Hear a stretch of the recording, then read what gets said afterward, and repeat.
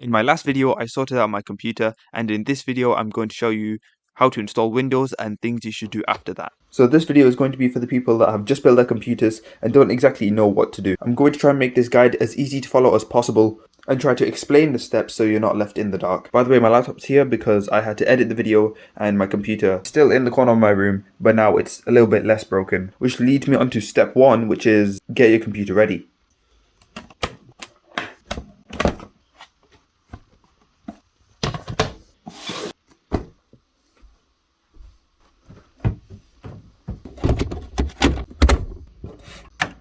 One thing to make sure is that the HDMI is plugged into the graphics card and that the power supply and the plug are both turned on. If you have any RGB, it should turn on.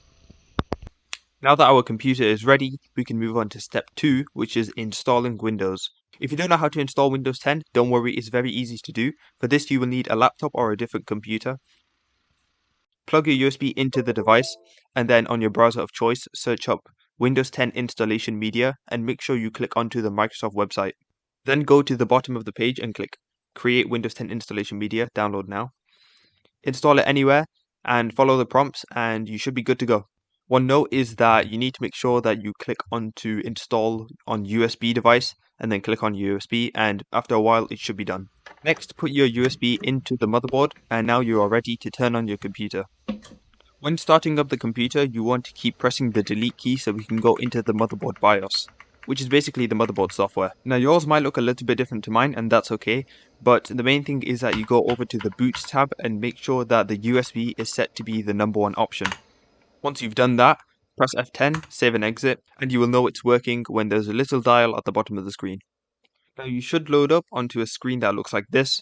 We want to click next and install now.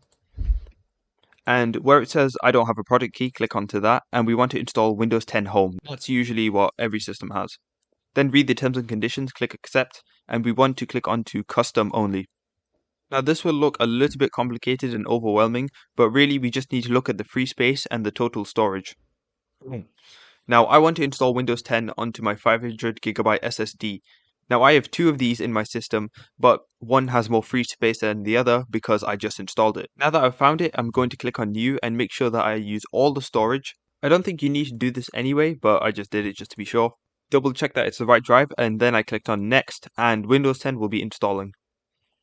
So while Windows is installing, I thought I might explain a couple of things. 1, this process can take a while, so just be patient. And 2, you might notice that the side panel is actually off. Now I did this on purpose because I'm lazy and I've already recorded this video, but it didn't go so well. Now I'm not 100% sure why. I'm thinking that the M.2 had actually messed up or something had corrupted. Something must have gone wrong with the storage and it just would not let me boot onto the SSD. So instead I had to order a brand new one from Crucial, and Windows is actually done. So while this is restarting, I'll just show you a few clips of me actually installing the new storage drive.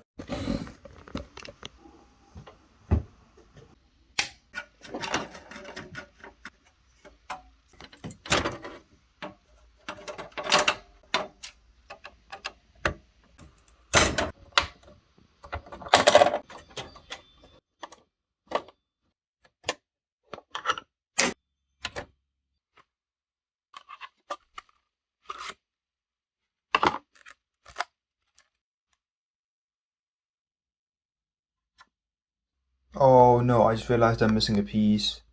There's supposed to be a little stub there so that when I push this down, it levels out, but it's not there. Actually, wait, I have an idea. Never mind, I thought there'd be one in this slot, but it's in the motherboard box and I don't have that, so...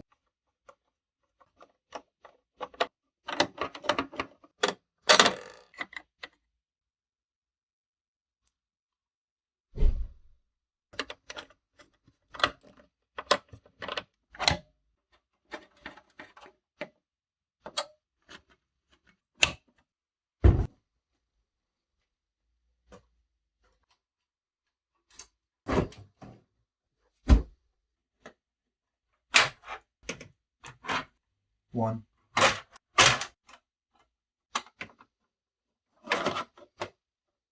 Two.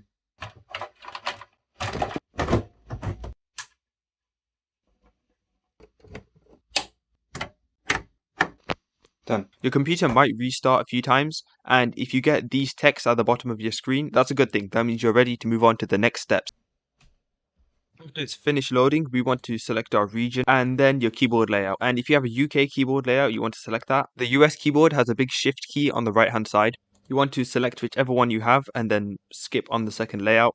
And even though we have an internet connection, we want to click I do not have internet and then do the same thing again. And then we can move on to our details. The reason we do this is because we don't want Windows to install some preset drivers that could mess us up. Once you have put in your details, you just want to click no to all of these.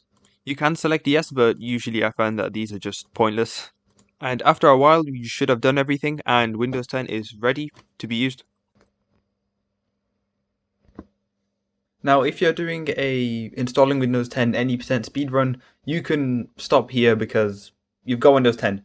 But there are a few things that we want to do to absolutely optimize our computer, and I will go from most important to least important, but I recommend that you do all of these anyways. First, we will need to connect to the internet, then go over to settings, update and security, and then we want to check for updates. Now, there aren't any right now, but after a minute or so, you will be surprised by the amount of updates that you will have. There will be a lot, but that is completely normal, although it is very annoying. And these updates will take a very, very long time, and that is also very normal. You really don't have to do anything other than just wait for these updates to be done, and once it says restart required and other updates won't be able to complete, then you want to click restart now, and this will also take a very long time. You're probably better off just watching a YouTube video in the meantime, or this YouTube video. And after a few restarts, we want to go back into the updates and check for more. Few more, just get them completed, and we can also check for optional updates that we can also do, and these usually are for drivers for certain devices. Once those are completed, we just want to restart the system, check for updates, and there shouldn't be any left. Next, we want to update our motherboard BIOS. For this, we need to plug in the USB into the motherboard, and then search up the exact motherboard that you have, and make sure that you click on the manufacturer's website. Now, you might not have to do exactly what I do. For everyone, this may be different, but generally, there will be a support page that you can click onto. Then you want to go over to BIOS and firmware, and make sure that you install the latest BIOS. Now for this, you want to make sure that the USB has nothing on it. You want to go over to Device Tools, select Format, and make sure that it is FAT32, and then do a quick format. Once it's completed, we can install the file, and we need to make sure that we put it onto the USB. But first, we need to extract the files by left-clicking, then right-clicking, and extract all here.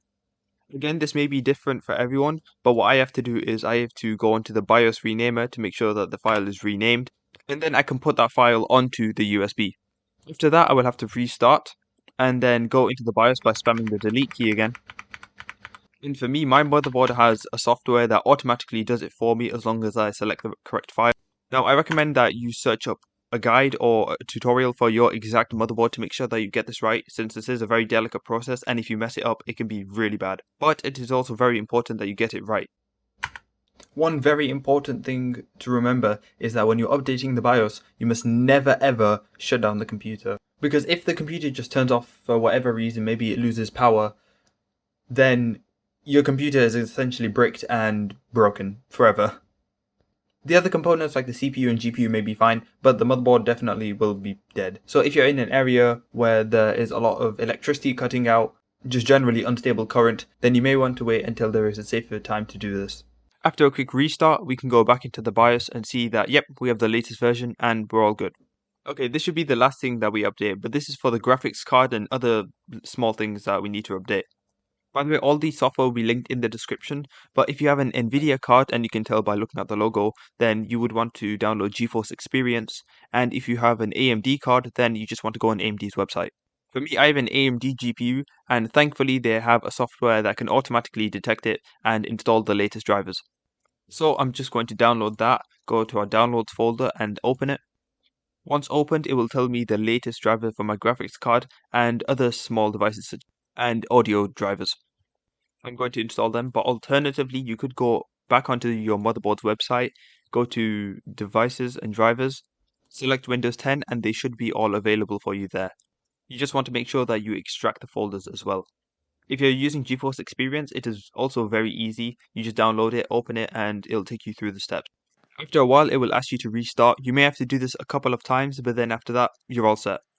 That's it for everything we have to install, but there are 2 more things that we want to double check to make sure that our computer is running perfectly fine. The first thing is that we have to restart, go into the BIOS, and we want to make sure that our RAM is running at its rated speed. Now this may be different for everyone, but I recommend that you search up your motherboard specifically and look at a dedicated video. But on ROG motherboards, you want to click on AI Overclock Tuner and select DOCP, and that should set your RAM at its correct speed. But anyways, you want to press F10, save and exit. And the final step is to go into settings, display, and make sure that your resolution is correct. And once you've done that, go to the bottom of the screen, select advanced display settings, and make sure that your refresh rate is as high as it can go. Basically, the higher the hertz, the more smooth. And that's it, that's everything. Now you're free to install whatever you want. Chrome, Steam, your favorite game launchers, Discord, whatever. You can install it all now. You might want to also install first and third party software and customize to whatever you want to do. And yeah, that's basically it. So this is the end of the video. Finally, my computer is up and running again, and I hope I don't have to do this again very soon because it is a big pain. If you like this video, make sure you like it, and if you really like this video, then subscribe. Hopefully, I don't have to do this again in a long time. But anyways, I'm going to take everything off this SSD because this is my backup drive, and install everything I need to for the next 17 hours. Or maybe 42. Nice.